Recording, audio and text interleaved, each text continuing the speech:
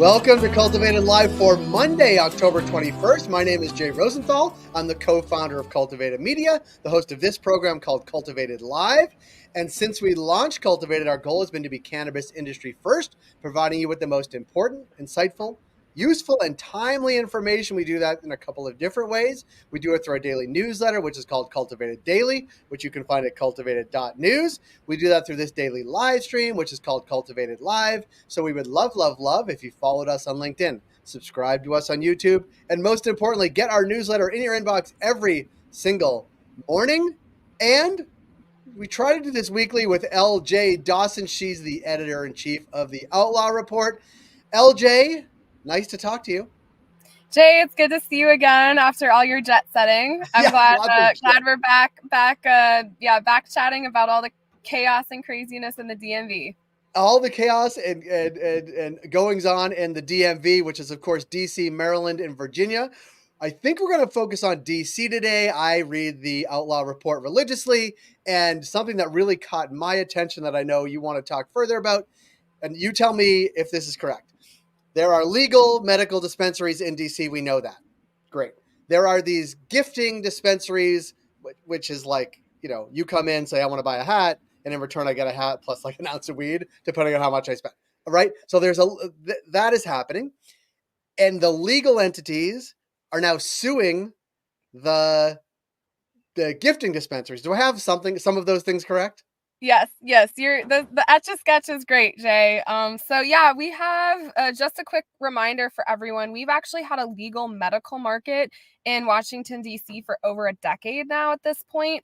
And these shops were first to come to the market. They've navigated crazy regulations like limits of 95 plants you can grow legally for medical use. And they really consider themselves as like on the forefront of establishing a legal market in D.C.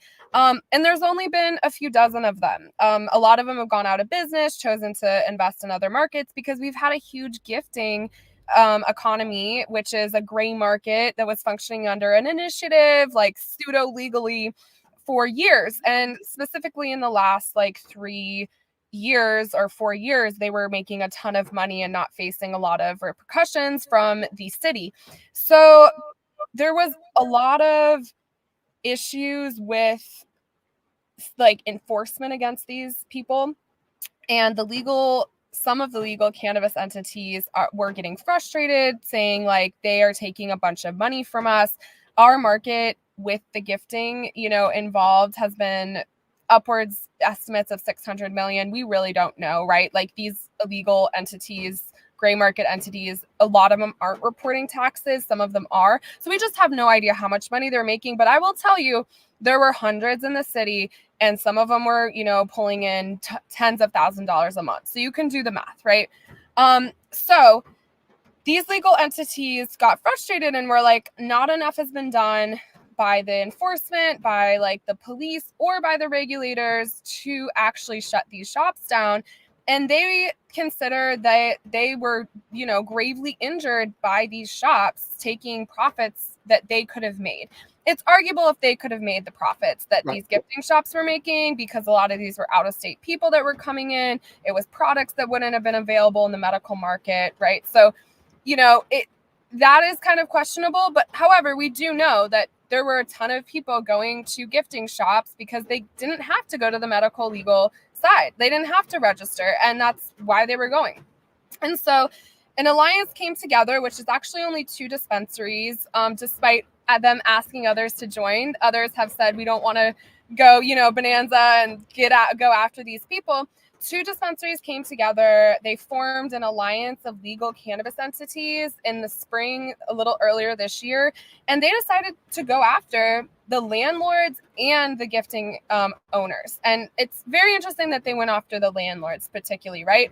And so they've filed, the last couple weeks, they've filed 3 lawsuits now that names dozens and dozens of well-known shops, the landlords of those shops, the owners of those property.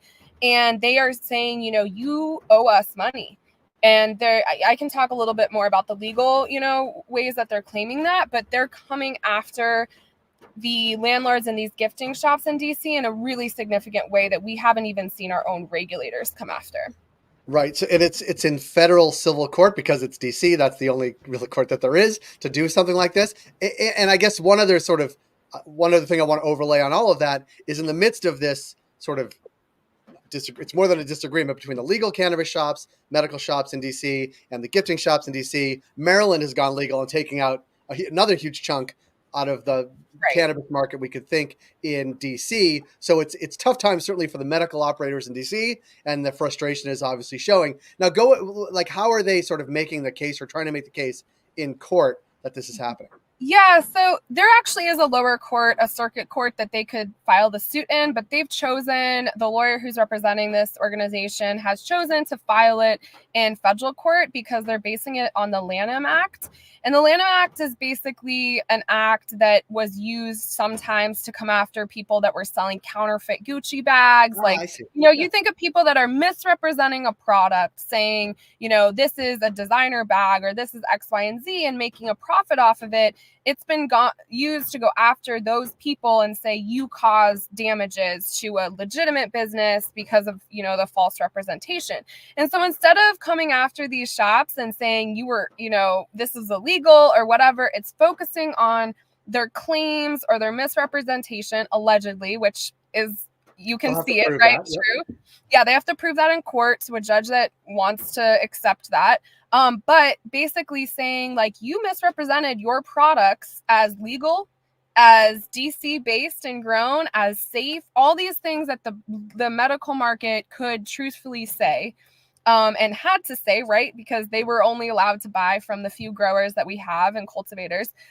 So they were saying you misrepresented your product to all of your customers, saying that it was legal to buy weed this way, saying that it was legal to have weed that you had here.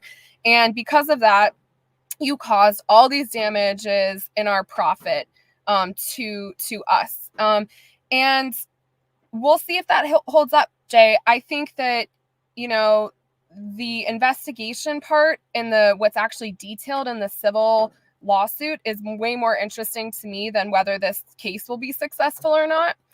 So yeah, that's been the most interesting part reading these. Because it names names or names landlords too? Yeah, I mean, we have seen more come out about who is behind the curtain of the gifting shop industry in DC than we've ever known before. They put money into this lawsuit. They went after these people. They're serving them. And these are people that lived in the gray. These are people, landlords, who said, no one's ever going to find me. I'm, behind a trust or something.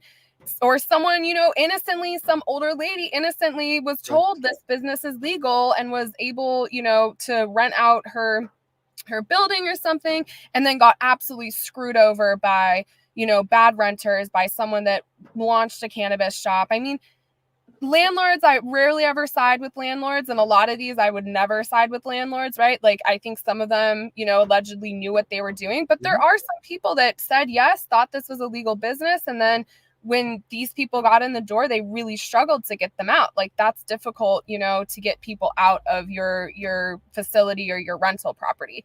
And so we see that. We see names of the people behind these buildings. We also are seeing the people who were, allegedly owners of these gifting shops being named. And this is all public information. And there's even been shops that have transitioned legally under our new expansion from the unregulated market to the regulated market that are named in this lawsuit. So it's going to be very interesting to see how it plays out. It'll be interesting to see how it plays out. And I just want to go back to a couple of conversations ago that we've had with you. I think there is also the legal medical operators in DC are lamenting that DC has been very slow on their proposed crackdown on these gifting shops. There's only been one or two that have been cracked down on. And even the methodology by which a gifting shop could transition has been very slow. And it's not as if this is more the last resort. This is my argument. If I was the league shops, this is more the last sort of straw as opposed to the first salvo. This is actually something that they've wanted to have happen for a long time by any other means other than a lawsuit. Absolutely. Absolutely, Jay. And, who knows whether these businesses that are behind the alliance were running their businesses well, who knows the reason that they are in the position that they wanted to go after this. But I can tell you they put money, serious money into this lawsuit. into the investigation. And DC has the ability to fine landlords who are hosting gifting shops $10,000. And guess how many fines they've issued so far? Zero. My guess would be zero, understanding DC. Yeah. Ding, ding, ding. Yeah, you're 100% right. And so I think this is a sign that we're seeing of just like exasperation of these entities being like, this is our last option. Like, we can't look to the government to try to enforce these. Like, we're already in the position we are. Like, what is one way we could potentially, get money back from this situation that the government has honestly put them in? And you can run a business well or amazingly or badly, but being in a market like DC, facing the circumstances that have been set up due to the government regulations, it's really hard to win.